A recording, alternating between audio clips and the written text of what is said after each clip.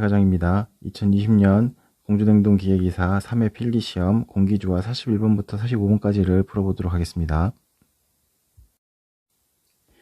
41번 문제를 보겠습니다. 41번 문제는 인체의 발열에 대한 설명으로 틀린 것을 찾는 문제가 되겠는데 문제를 보시면은 결국에는 대류, 복사, 전도를 정확히 구분해낼 수 있는지를 묻는 문제가 되겠습니다. 하나씩 살펴보면 우선 전도부터 살펴보겠습니다. 전도는 접촉에 의한 열전달이 되겠습니다. 두 번째로 복사가 있는데 복사는 대류부터 하겠습니다. 대류는 유체의 이동에 의한 열전달이 되겠습니다. 마지막으로 복사는 접촉도 없고 유체 이동도 없는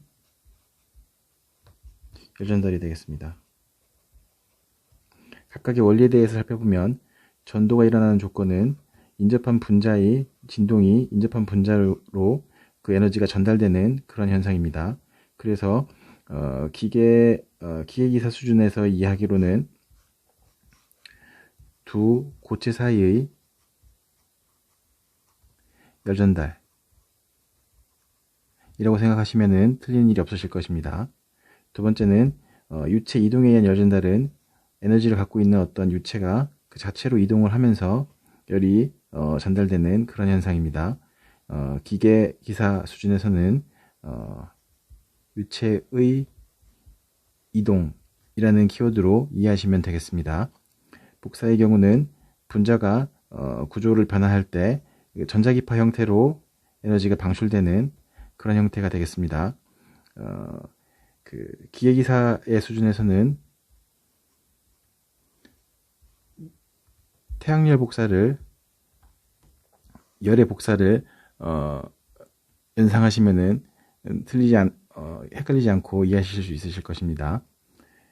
보기를 보겠습니다. 1번 증발에 대해서 설명이 되어 있고 맞는 표현이 되겠습니다. 2번 대류 인체 표면에서 그 주변의 공기와 열의 이동으로 인위적으로 조절 온도와 기류 영향을 받는다. 맞는 표현이 되겠습니다. 3번 복사 실내 온도와 상관없이 표면 온도와 인체 온도와의 온도 차이에 따라서 방출되는 열이다. 맞는 표현이 되겠습니다. 4번 전도 겨울철 유리창 근처에서 추위를 느끼는 것은 전도에 의한 열 방출이다. 틀린 표현이 되겠습니다. 전도의 조건은 두 고체 사이에 접촉이 있어야 됩니다.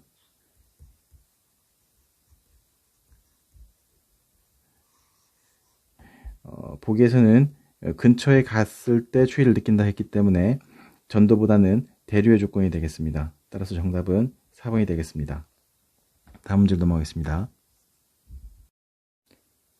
42번을 보겠습니다. 42번은 냉방의 실내 부하를 찾아내는 그런 문제가 되겠습니다. 냉방의 부하에는 실내 부하가 있고 기기 부하가 있고 제열 부하 그리고 외기 부하가 있습니다. 실내 부하에는 벽체로 인한 부하 그리고 유리창 극간풍 인체 실내 기구가 있겠습니다. 기기 부하는 송풍기와 덕트의 부하가 되겠습니다. 제열기는 제열기의 부하고 외기는 외기의 부하가 되겠습니다. 이때 실내 부하라는 것을 좀 더 쉽게 연상을 하시려면은 어떠한 룸을 생각해 보시면 이해하기가 쉬운데 냉방이라는 것은 결국에는 이 룸의 원하는 온습도 조건 원하는 온습도 조건으로 평형을 이루는 것이 냉방이 되겠습니다.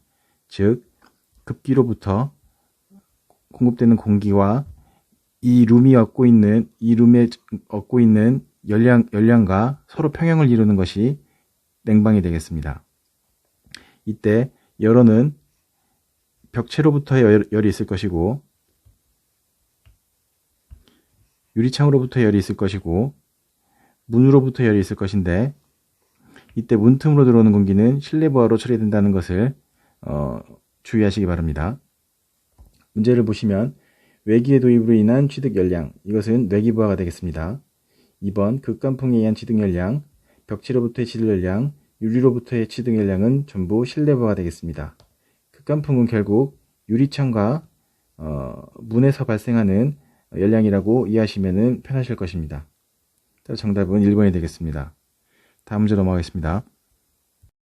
43번 문제로 가겠습니다. 43번 문제는 송풍기 크기를 송풍기의 번호로 나타냈는데 원심 송풍기의 송풍기 번호를 구하는 식을 묻는 문제가 되겠습니다.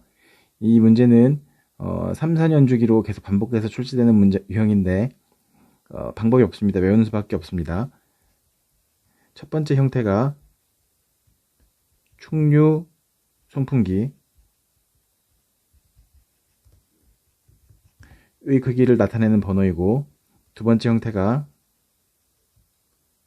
원심 송풍기, 원심 송풍기의 크기를 나타내는 식이 되겠습니다.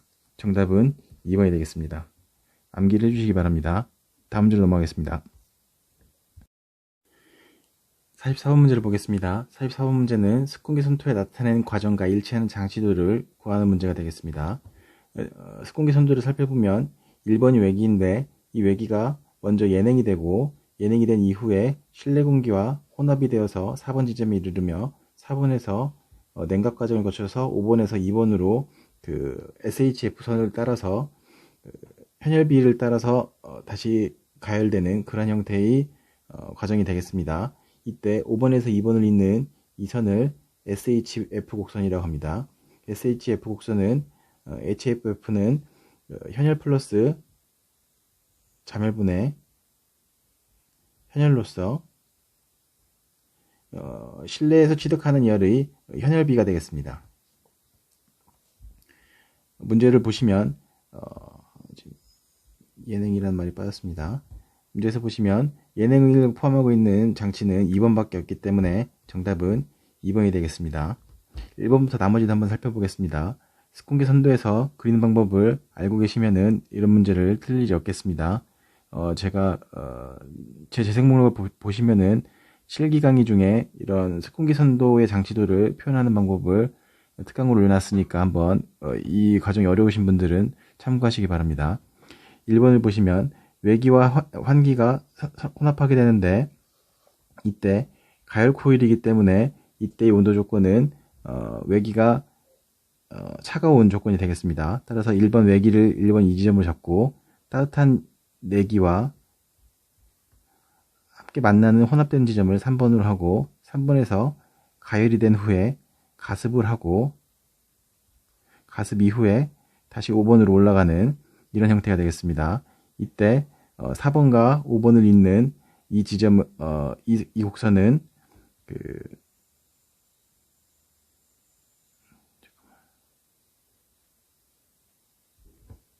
이 지점이 4번이고 이 지점이 5번이 되겠습니다. 5번에서 2번을 잇는 이 선이 SHF선이 되겠습니다. 그리고 2번은 문제에 주어져 있고 3번을 보겠습니다. 3번은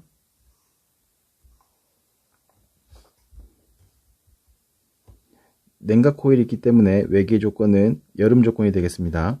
여름 조건의 어떤 지점 1번에서 실내 공기 2번 지점과 혼합이 돼서 3번이 되는데 이 3번이 냉각 코일을 거쳐서 냉각이 되고 냉각된 공기 4번이 다시 제열 코일을 거쳐서 가열이 된 후에 5번에서 다시 실내로 공급되는 이런 형태가 되겠습니다.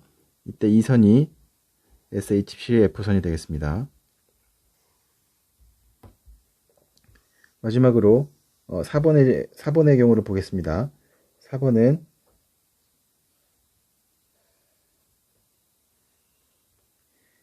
예열이 있고 다시 가열을 하기 때문에 실내 조건은 겨울 조건이 되겠습니다. 어떤 겨울의 조건에서 예열을 되기 때문에 1번이 이 지점이고 예열을 한 후에 3번이 되고 이 3번이 실내의 온도와